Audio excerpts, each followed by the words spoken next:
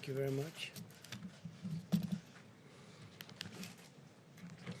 Let me begin by sending America's deepest sympathies to the people of Lebanon, where reports indicate that many people were killed. Hundreds more were very badly wounded in a large explosion in Beirut. Our prayers go out to all the victims and their families. The United States stands ready to assist Lebanon. We have a very good relationship with the people of Lebanon, and we will be there to help. It looks like a terrible attack. I also want to provide the latest on Tropical Storm Isaias. Approximately 600,000 are without power along the East Coast, and utility companies are working around the clock to restore service as quickly as possible. I spoke to Governor Cooper, I spoke to Governor DeSantis, and I spoke to all of the people at FEMA, and they're working very hard. Coastal areas in the storm's path can expect to see the storm surge and rip currents, while inland areas could see flooding and very high winds. FEMA is responding to states that have requested the assistance. We have a list of those states. We can give them to you in a little while, and my administration is monitoring the situation very closely. We have the military on guard, but we have FEMA is there in all cases. Corps of Engineers is ready if needed. The Army Corps of Engineers, very talented people. I urge everyone in the storm's path to remain alert and to follow the guidance of your state and local authorities. I now want to update you on the path forward having to do with the China virus. Before I do that, I want to give you some numbers, which are rather spectacular, that just came out. The manufacturing index of the Institute for Supply Management, that's ISM, most of you know it by ISM, increased for the third month in a row, rising nearly 2 points in July to 54.2. That was fantastic.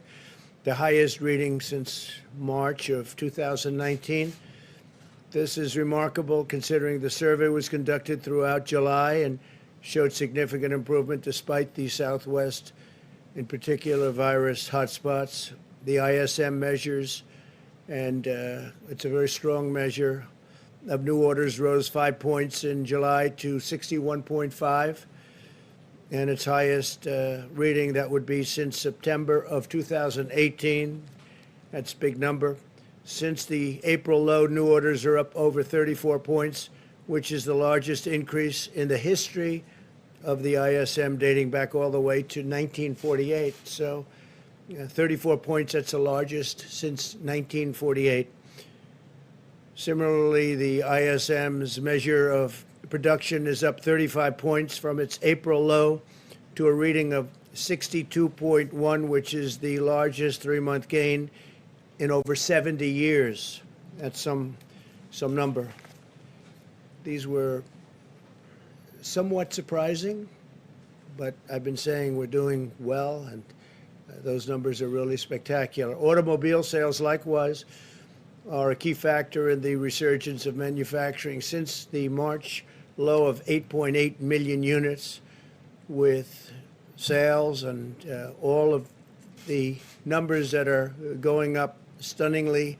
It's 65% increase since then to 14.5 million units, which is a massive number. The great strength and great news is really for states like, in particular, Michigan and Ohio, South Carolina, Pennsylvania, very good, Florida, a little bit. These are great numbers, record-setting numbers. The strength in new car sales is also evident in the used car market, where soaring demand, literally soaring demand, is putting upward pressure on the used car prices. This is a leading indicator of the motor vehicle industry. The need to restock depleted shelves will further galvanize the factory sector, and we think very substantially based on the numbers. We're very happy with these numbers, and I think most people are anywhere from surprised to shocked by these numbers in a very positive way. Economy-wide inventories crashed at a near $320 billion annualized rate last quarter, crash in that case means a good thing, not a bad thing. That's the largest drop ever on record, ever. Home builder sentiment likewise is soaring as our home sales sentiment is now higher than last year, and new homes recently made a 13-year high. So we have a 13-year high in new home construction. New business applications are very strong. That just came out. The widely followed Atlanta Fed GDP, and that's something that they have just come out with now, forecasts the new data point and incorporates it into quarterly estimates. It looks like it's showing 20% annualized growth in the current quarter. So 20% in the current quarter, we'll take that all day long. Let's see if that's right. That's a projection. So we'll see if that's right. The Atlanta Fed, very respected. The virus, back to that, we are continuing to monitor and monitor in particular hotspots across the south, southwest, and the west. And we're seeing indications that our strong mitigation efforts are working very well, actually, especially to protect those who are most at risk, which has really been our primary focus for ever since we've gotten to understand this horrible, horrible plague that's been unleashed in our country by China. As of yesterday, cases are declining in 70% of the jurisdictions compared to 36% last Monday. That's a big, big number. 11 out of 13 states with the positive rate above 10% have seen a decline in daily cases since mid-July. In other states, the data suggests that the need for continuing vigilance always is strong, even though the numbers are getting very good. States that have a test positivity rate between 5 and 10%, and in the states with the lowest positivity rates, we also see slight increases in daily cases in a couple of them. We must ensure that these states do not become new flare-ups, so we're watching them very, very closely because this should have never happened to us. It should have been stopped very easily by China in Wuhan. Thanks to our major advances in treatment, we've seen vast improvements in recovery rates across all age groups. Compared to April, mortality rates are 8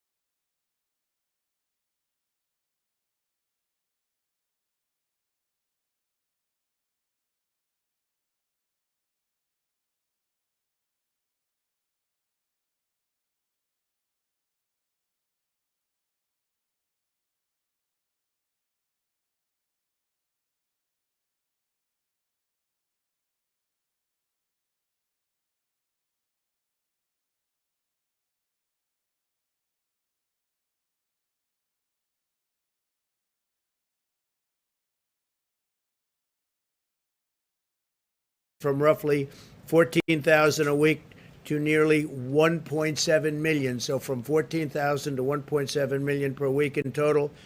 10 million Medicare beneficiaries have accessed telehealth services since the pandemic began. That's a tremendous thing that's happened with telehealth. As we shelter those at high risk, we are also pouring every resource at our disposal into the development of therapies and vaccines.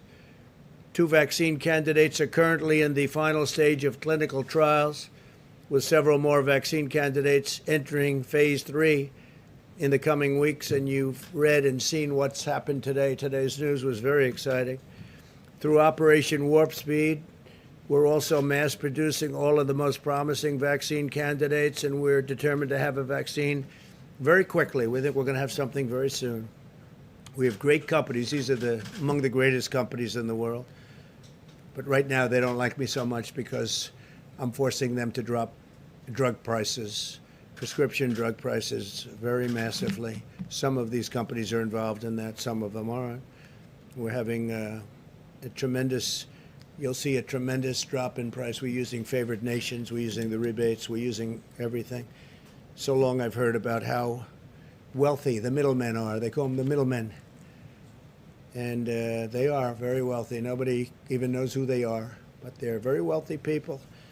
And we're doing the rebates. We're doing purchases from other countries, like Canada, which buys drugs for much less money than the United States is allowed to under a very bad system.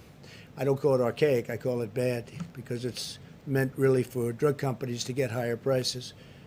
But under the system of matching that we have, if Germany has a pill for 10 cents and ours is $2, we're allowed to say we want favored nations and we want the pill for the same. The same as the lowest country in the world. If they sell to one country lower than anybody else, that's the price we're going to get. Drug companies aren't too happy about that. Big Pharma. We've also dramatically accelerated the availability of plasma therapies, steroid treatments, antivirals, and other therapies to treat the illness. Today, the NIH, very exciting, announced that they're beginning the trial of 2 new antibody treatments, which will take place in 40 cities across the country. We're going to move very quickly. Results look very good already, incredible results. More than 230 clinical trials for potential treatments are underway, and we've secured 500,000 courses of treatment for remdesivir. We're really doing a job with it, and it's helping a lot of people. That's why you see the fatalities and mortality numbers looking very good, relatively speaking, that is. But that's for American hospitals through the month of September. So we have remdesivir at a very high level for hospitals through the month of September. That's big news. The United States also is far and away the most robust testing capacity in the world. Testing has been incredible, what we've been able to do. Nobody's even close. Since March 12th, we've increased daily testing by 32,000%. How's that? 32,000%. Somebody would say that must be a typo. It's not a typo. 32,000%. We now have conducted over 61 million tests nationwide, averaging over 820,000 tests per day and nearly 5 million tests per week. And now that we're understanding the virus, we're understanding very much what we're doing with respect to who it affects, who it's destroying, and who gets away with it, like young people, very young people. We'll be having some interesting statements having to do with testing and focus testing. I call it focus testing. By comparison, Mexico, so we're doing numbers that are incredible, but by comparison, Mexico, as you know, the president was here, he's a great guy, but their numbers are much different. They do about 1 million tests. France has done 2.9 million tests. Canada's around the 4 million mark. Australia's around the 4 million mark. The United States is testing more people in a single week than, in many cases, large segments or large, well-known countries all put together. It's been an amazing achievement, the testing and the quality of the testing also. And now we're doing testing where you can have results in 5 minutes, and 7 minutes, and 15 minutes, as opposed to waiting to come back from labs, for it to come back from labs. Over the last several weeks, HHS has opened surging testing sites in Baton Rouge, New Orleans, Phoenix, Miami, Jacksonville, Florida, McAllen, Texas, Bakersfield, California. And this week we're opening new surge sites in Houston, Texas, Atlanta. To date, more than 130,000 tests have been conducted at these sites. Last week, the FDA also authorized the first 2 tests that display an estimated quantity of antibodies present in the individual's blood, which is a big deal, allowing us to learn more about the immune response. FEMA and HHS has worked with the private sector to deliver we have new numbers, more than 200 million N95 masks, 855 million surgical masks, 36 million goggles and face shields, 364 million gowns and coveralls, and 21 billion gloves. Billion. Can you believe that? Billion gloves. And we distribute that to the governors, different states, and when we get on the phone with them, they're very happy, that I can tell you. No complaints from any of them. They're very, very happy. what they say to you separately maybe will change for political reasons, but they are very happy with the job we've done. In our national stockpile, we've tripled the number of N95 masks on hand to more than 40 million, tripled the number of gowns to 15 million, and quadrupled the number of ventilators to nearly 70,000. These numbers are growing every day, and we're now making thousands of ventilators, many thousands of ventilators a month, and we're getting them to other countries who are desperately in need of ventilators. They're very hard to produce and very complicated machines. So we're fully stocked here, and we've made sure that every state is fully stocked, but we're getting them to a lot of countries that need help. We'll continue to work with the governors and local authorities to help them ensure significant hospital capacity, protective equipment, supplies, and medicine. I'm more confident than ever that we will get a vaccine very soon and we will defeat the virus. And I want to thank you all for being here. We'll take a few questions. Yeah, please. I wanted to ask you about Kodak. You had a big announcement the other day about getting Kodak into the pharmaceutical business. But the SEC is now investigating what happened. Can you say a word or two whether you think that there might have been some kind of a problem in terms of how those arrangements were made? Is there any grounds for concern from your perspective? Well, I don't know. I wasn't involved in the deal. The concept of the deal is good, but I'll let you know. We'll do a little study on that. We'll find out. If there is any problem, we'll let you know about it very quickly. But I wasn't involved in it. It's a big deal. It's a way of bringing back a great area, too, in addition to pharmaceuticals. Kodak has been a great name, but obviously pretty much in a different business. And so we'll see what that's all about, but we'll let you know very quickly. Yeah, please. I just want to follow up before I ask a coronavirus question on Lebanon. You called this an attack. Are you confident that this was an attack and not an accident? Well, it would seem like it based on the explosion. I've met with some of our great generals, and they just seem to feel that it was. This was not some kind of a manufacturing explosion type of event. This was seems to be, according to them, they would know better than I would, but they seem to think it was a attack. It was a bomb of some kind, yes. Interesting. And on coronavirus, you've talked a lot about, when you talk about the mortality rate, the deaths as a proportion of cases, which I understand that is significant when you look at how deadly the virus is or how good a country does at keeping people alive who get infected. But when you're talking about the scope of this virus, when you look at the percentage of the population that's died, there's only 3 countries that have more deaths than the U.S. So how do you explain that why the percentage of the population who's died is so much higher in the U.S.? Well, I think actually the numbers are lower than others. I'll get back to you on that, but we proportionately are lower than almost all countries. We're at the bottom of the list. And we're, relative to cases also, we're at the bottom of the list, which is a good thing being at the bottom of the list. But I can get back to you. We have about 4 or 5 different lists on that, and we're generally speaking at the very bottom of the list. So I'll get back to you. When I look at the Johns Hopkins, Coronavirus Resource Center on their website, it says the most affected countries, when you look at deaths per 100,000 people of the population, so how many people of the population have died, you have the UK, Peru, Chile, and then the US. Canada has 8,000, 9,000 deaths. Obviously, they're smaller than us, but that's only 6% of the population.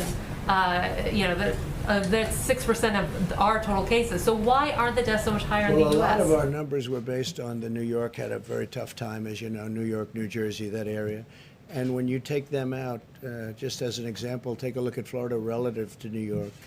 That's not to say anything wrong with New York. It was just a very tough place. People are close together. It's crowded. It's not easy. But when you take that out, our numbers are among the lowest. And even with it in, I will get back to you, but we have among the lowest numbers. They've done a fantastic job on it. Yeah, please. Yep. Go ahead. Yes, Mr. President. I would like to ask a question about the election, but one thing on unemployment first. Are you considering taking executive action to extend or rather reinstate the unemployment benefits that expired last week if Congress can't get a deal by the end of the week? Yes. And as a general point, what rate then would you want in there? A percentage or flat rate? We are looking at it. We're also looking at various other things that I'm allowed to do under the system, and such as the payroll tax suspension. And so we're allowed to do things. We're talking with the Democrats. They seem to be much more interested in solving the problems of some of the Democrat-run states and cities that have suffered greatly through bad management. I mean, really bad management. So that seems to be where they're looking for $1 trillion to help out with cities that are run by Democrats, in some case radical left Democrats, that have not done a good job. I appreciate today the Wall Street Journal said very good things, that we did a great job in Portland by having our people go in, Homeland Security, Chad Wolf and the folks. We went into Portland, and we've done a great job, and they had that in an editorial that we really won that situation. But we want the whole, we did save the courthouse. The courthouse was going to be burned down or knocked down. It was in tremendous danger. We went in, we took care of it, and we appreciated what the Wall Street Journal said. As far as the various things that I may or may not sign, I may not have to sign. I mean, progress is being made, as you know very well, in the Hill. We'll see what happens. But I have the right, including the payroll tax suspension. We may do some things. We want to take care of the eviction problem. People are being evicted very unfairly. It's not their fault. It's China's fault. It's not their fault. And people are being evicted, and we can do that with an executive order. So if we don't get, and we want to do it relatively quickly. I mean, even from the standpoint of COVID, people get evicted and then they go into shelters, and there are thousands of people in the shelters, and this is not a time, you never want to be in a shelter, but this is not a time to be in a shelter with the COVID. They catch it, they get it, and it's no good. So I may have to do something on evictions too, because the Democrats amazingly don't want to do it. We offered them short-term deals, and we offered them lots of alternatives, but so far, the only thing they really want to do is bail out states that have been poorly managed by Democrats. Okay? And if I could on the election, sir, can I? President Trump, on the sale of TikTok, you're basically arguing that the U.S. government is going to collect a cut from a transaction, including 2 companies, in which it doesn't hold a stake in. That's unprecedented. That's never happened in U.S. history before, and the administration has offered very little explanation about how that's going to work. Can you back your statement up and provide specifics about how that would work? Did you say that's impressive? Did you actually use that term? I said it's unprecedented. Oh, well, it's almost the same thing. Not quite. I like it. I like impressive. I like impressive. Not quite. Close. So TikTok. TikTok is very successful. It does tremendous business in the United States. People are riveted by it. I mean, I have many friends, when they saw that announcement, they're calling.